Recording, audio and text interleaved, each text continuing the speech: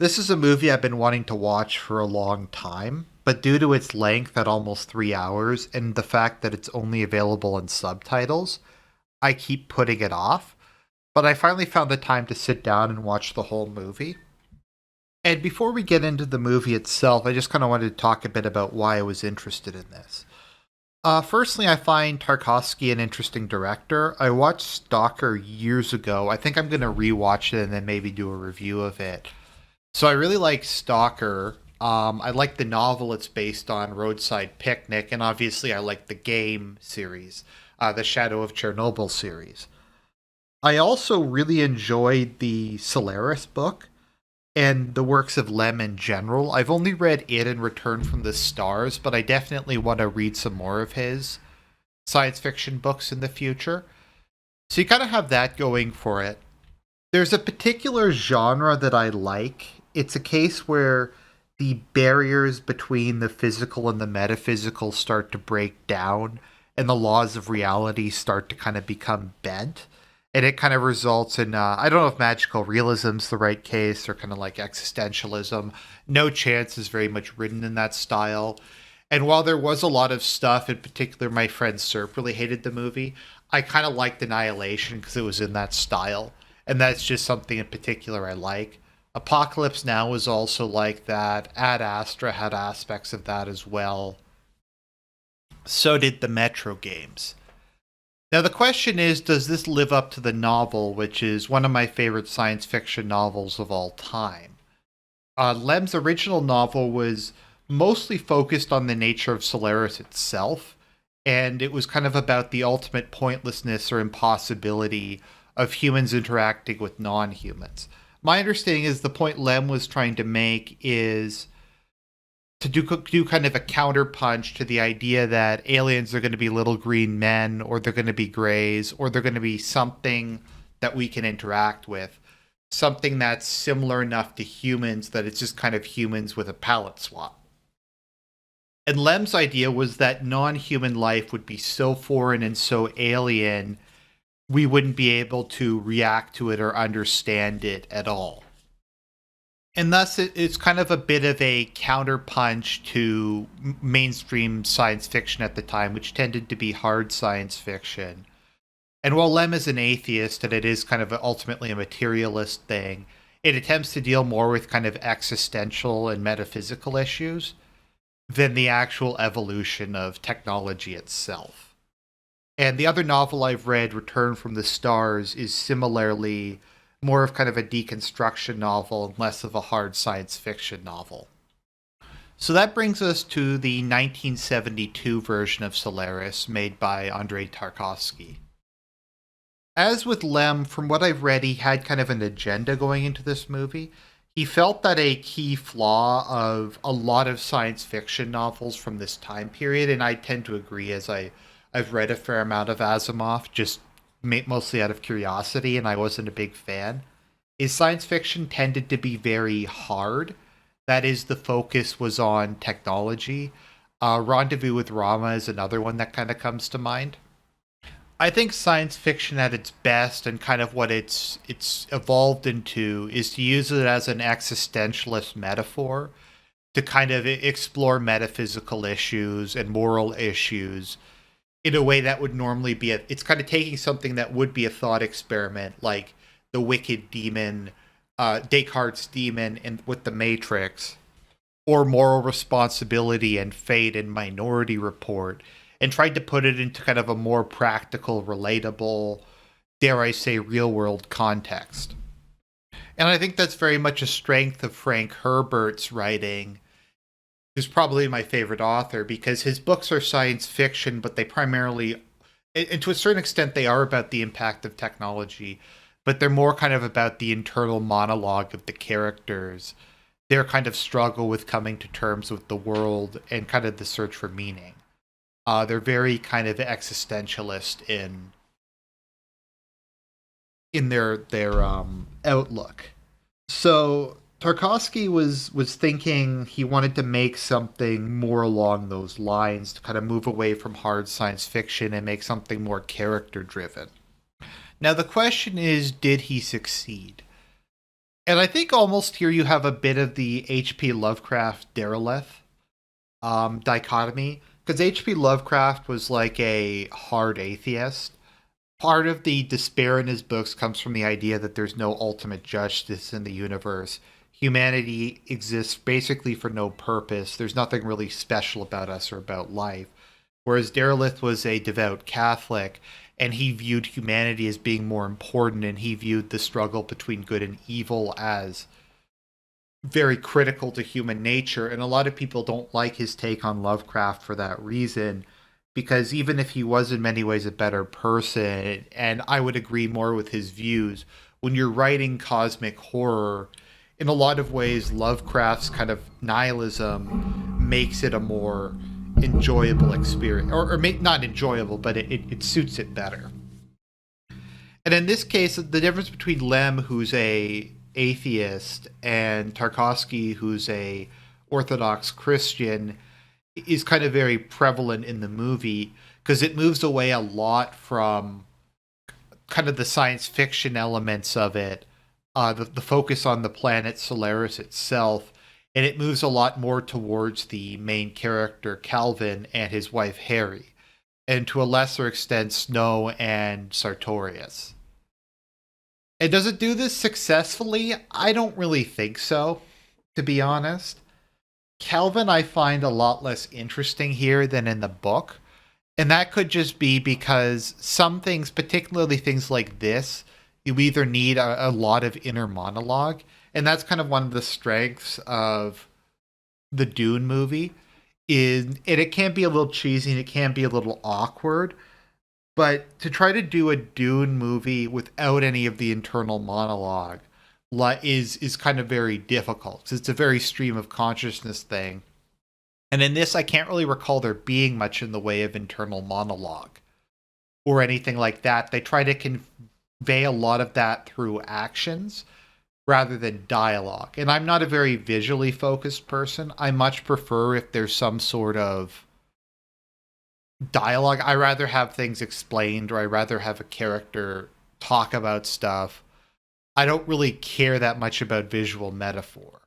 And I'm not saying like that's right or that's wrong. I'm just saying that's kind of personal preference.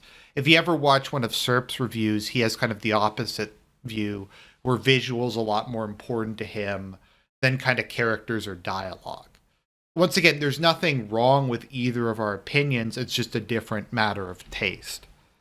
So I kind of found we're despite the length of this movie, I didn't really find Calvin and his wife's relationship to be that developed or particularly interesting. You kind of had the interesting premise. So, for those of you who haven't read the book or seen any of the movie adaptations, Solaris is a sentient planet, or at least what we can kind of classify as being sentient. It's a living planet covered in an ocean. And humanity has been studying it for years. I think it's implied to be a century, and they've made absolutely no progress in understanding it. So there's a research station that's hovering around it, and because no one's made any progress, despite this being the only instance of extraterrestrial life humanity has confirmed, everyone's just lost interest in it. And there's only a couple crazy people who are left still studying the planet, which I kind of find is interesting because you kind of find this like ultimate, this like being that's beyond anything we could imagine that might hold the keys to the secrets of creation. And because it's so inscrutable, people have just kind of given up on it, which I find to be just a very interesting, I don't know if inversion's the right term, but just very different from how a lot of science fiction stories go. Once again, it's almost kind of like, I don't know if satire is the right word, deconstructing or inverting what you see in a lot of like Asimov and that sort of thing. So no, I didn't find Calvin and Harry's relationship to be interesting enough or developed enough to really carry the movie, especially when it's this long. If it was at like its current level of development, and once again, I'm not a connoisseur of Russian cinema, I'm just watching it as a Westerner who likes movies in general. I think if the movie had been like an hour shorter, not having what I felt was enough development would have been fine. But given how long this movie was, I felt the length and or the shift in focus towards more character driven drama didn't wasn't really appropriate and didn't really make up for going against Lem's original version. Now, Lem complained about it because it wasn't exactly like the book, which I think is kind of a lame complaint. Whenever people kind of make this argument, like a lot of people made this argument about the Game of Thrones TV show or the Watchmen adaptation or adaptations in general, that it's bad necessarily if they change things. Now, I wouldn't really agree with that, to be honest, because sometimes authors do really stupid things. Like, to look at Watchmen, for instance, if you actually read the graphic novel, there never was a team called the Watchmen. The group never, like, even, there was no superhero team. They were called the Crime Busters, and it was dissolved basically the day that it came about. So, like, there was no superhero team. And it kind of, like, to me, defeats the entire purpose of the whole story. Whereas in the movie, there is a superhero team. And they do have more of kind of a history together. They also kind of gave them somewhat superpowers or just abilities beyond that of a normal human, which I actually liked because to me it didn't really make sense in the original when you had people with no superpowers or no special abilities who were supposed to be able to take on like huge number of criminals by themselves. So people complained that it wasn't exactly the same as the book, but I don't think that's really fair. A lot. It depends. Also, just if you're adapting something, you have to shorten things. You have to add in more context. You can't always fit all the internal monologues in, so you sometimes have to have just somebody give a like exposition or something to that effect. So I don't really think that's a problem. I don't think the way he adapted it was particularly helpful. I think the strength of this movie is on its visual style. Now, as I've said, I'm not someone who generally cares about visual style, but Tarkovsky does do very good at filming nature scenes. In the beginning of this movie, well, it goes on for quite a while Calvin's just kind of standing outside at this lush green, his father's dacha out in like by a river and a pond with just trees and just very green and lush environment. I actually enjoyed that more than I thought I would. It's very interesting and it does present a neat contrast for later in the movie. There's a driving scene that I thought was kind of interesting, and a lot of kind of the cinematography on the space station itself was really good. But once again, I think it's kind of self indulgent just making it 3 hours long when there's not really, in my opinion, anything to kind of justify that length. So it's not like it's a bad movie or anything. It's just not exactly my cup of tea. And if you really like visual driven movies that are kind of a bit vague, then you probably would like this. But it's just part of the issue is if a movie for me is going to be longer than 90 minutes, it kind of has to earn that right for me. Because I don't mind watching a longer movie if it's like The Matrix or Lord of the Rings or something like that. But to me, it has to like justify it. It can't have padding because a lot of horror movies that are 90 minutes long have a lot of padding in them because they really had an idea. They didn't actually have a script. So they just have like 15 to half an hour, 15 minutes to half an hour of content. And then they just shove some other stuff in to try to make it meet the bare minimum of what they can release in theaters. And this kind of has the opposite problem. Now, my interpretation of this, looking at it from kind of a Christian perspective, as Tarkovsky was a Christian, and I'm not sure if this is supposed to be a Christian allegory or not, is I kind of view this movie as being about purgatory.